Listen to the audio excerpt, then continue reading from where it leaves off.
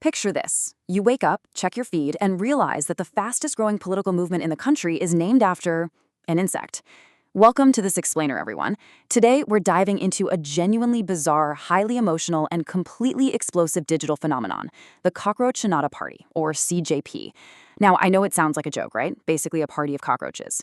But I promise you, what's happening online right now is very real, it's highly organized, and it is absolutely taking over the internet.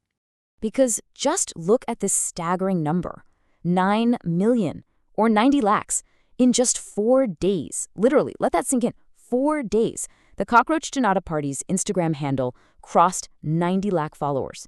To put the sheer velocity of that into perspective, that means they rapidly surpassed the official national Instagram page of the ruling BJP. At this rate of growth, they're fully on track to outpace the National Congress as well. It's just an absolute digital avalanche. Which brings us to the million-dollar question, right? What exactly are we witnessing here? Why was this party created? Who's actually running it? And why this bizarre name? Are we looking at a genuine, organic youth movement born out of sheer frustration? Or, as some critics are strongly claiming, is this a manufactured deep state conspiracy? You know, there are serious voices arguing that this is an operation designed by America to topple India's democratic system, drawing some pretty eerie parallels to the recent unrest we saw in Nepal and Bangladesh. So let's impartially unpack the facts and figure out what's really going on. Section 1. Rise of a viral party. Okay, so let's look at how this digital-first phenomenon actually came to be. It was a really rapid succession of events in May 2016. It all started with a massive educational crisis, which was then fueled by a highly controversial statement from the highest court, and that culminated just a few days later in the creation of the CJP account. So let's zoom in on that very first trigger. Section 2. Leaks and a court spark. To understand the anger, you have to remember that things were already boiling over because of the May 11th NEET exam leak. That leak left nearly 22 lakh candidates completely stranded, their futures uncertain, and forced the entire medical entrance exam to be canceled. Because some names allegedly linked to the leak were connected to the ruling party, massive public outrage was directed at the central government. People were asking, if the government can secure ballot boxes like bank vaults, why can't they protect an exam paper? But the real spark, the thing that ignited all of this, came from the Supreme Court. During a completely unrelated hearing in May 2026 about a lawyer claiming seniority, Chief Justice Surya Kant made a remark that instantly went viral. He stated that some youth in society are like cockroaches, people who fail to get jobs and instead infiltrate media and social media to attack the system. For millions of unemployed youth who had been studying day and night, this was a devastating insult. And incredibly, that exact word gave this viral party its name. Now, the Chief Justice did actually issue a clarification shortly after, explaining his words were misquoted by the media and were meant for people using fake degrees to exploit the system, not ordinary youth. He even said he sees the youth as the future pillars of the nation. But as you know with internet culture, once the words are out there, they're out there. The youth flat out rejected the explanation. The fact that the remark happened during a hearing completely unrelated to youth issues just highlighted how indifferent the system felt to their actual struggles. So, in a stroke of dark internet irony, they sarcastically adopted the insult. They essentially said, yes, we are cockroaches, because that's how the system sees us. It became their ultimate symbol of protest. Section 3. The 5-Point Agenda. Around May 16th, the official CJP account launched with the slogan, One Movement, One Nation, One Change. It was founded by a man named Abhijit Debate, and it came with a highly specific 5-point manifesto. Number 1, no post-retirement rewards for judges, meaning the outgoing CJI shouldn't be given a Rajya Sabha seat. 2, protect every vote from fraud. 3, a 50% reservation for women. 4, independent media, specifically calling to cancel the licenses of media owned by Ambani and Adani and investigate their anchors.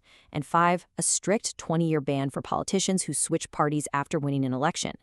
As you can see, these aren't just random complaints. They reflect the deep-seated structural frustrations of a generation begging for radical change. Section 4. Unpacking the controversy. All right, here's where things get really complicated. We have to look at the serious allegations of bias and hidden agendas. Neutrally speaking, we have two competing narratives. The CJP's bio claims they are a pure political front of the youth, by the youth, for the youth. But government supporters are pointing out some very concerning, verifiable facts. For one, the CJP account was actually created in the United States. Its founder, Abhijit Debate, lives in the US and is a former active member of the Aam Aadmi Party. Photos have even surfaced of him with AAP leaders. Furthermore, the account almost exclusively criticizes the ruling BJP, no other parties. Because of this, critics strongly argue it's not a genuine youth movement at all, but an anti-BJP deep state operation designed from abroad to create chaos. Now, to keep things balanced, we have to look at how Abhijit Dipke responded directly to these massive allegations of foreign interference. He stated, India's youth is not so foolish as to replicate what happened in Nepal or Bangladesh. He's essentially making the argument that organizing the youth online and actively criticizing the government doesn't equate to destroying the nation's democratic system. Section 5. The youth's real frustration. Regardless of who is running the account, we really have to explore why this movement caught fire so quickly. The numbers don't lie, and several harsh realities are acting as fuel for this fire. We've got those 22 lakh candidates left in limbo by the NEET leak. We are facing an economic crunch with the rupee's value falling, inching closer to 100 against the dollar. We have the fading hopes of that explosive, China-like economic growth and job creation we all wanted. And crucially, there is a massive fear of the system itself. India's judicial protections are strict. Directly criticizing the Supreme Court carries a high risk of contempt and jail time, so young people feel cornered. Internet satire, dark humor, and memes have essentially become their only safe language of expression. The CJP just tapped directly into that exact frequency. Section 6. Power of your vote. As we wrap up this explainer, I think it's absolutely crucial to remember the real-world democratic implications of this highly emotional viral movement. The gravity of it all is perfectly captured by a timeless quote from former Prime Minister Atal Bihari Vajpayee. Governments will come and go, but this country must be kept alive, and a country is made by its people. It's a powerful reminder that in a democracy, you hold enormous power every 5 years, but that power shouldn't just be wielded out of pure internet-fueled emotion. It's so important to think critically, verify the facts, listen impartially to both sides, and make an informed decision rather than just blindly following the viral crowd. So I'll leave you with this final, provocative thought. Are you joining the Cockroach Party, or are you taking a step back to look at the bigger picture? Take a moment to consider your own digital footprint, your democratic responsibility, and who might actually be benefiting from your online anger. Analyze the facts for yourself and let me know your conclusions.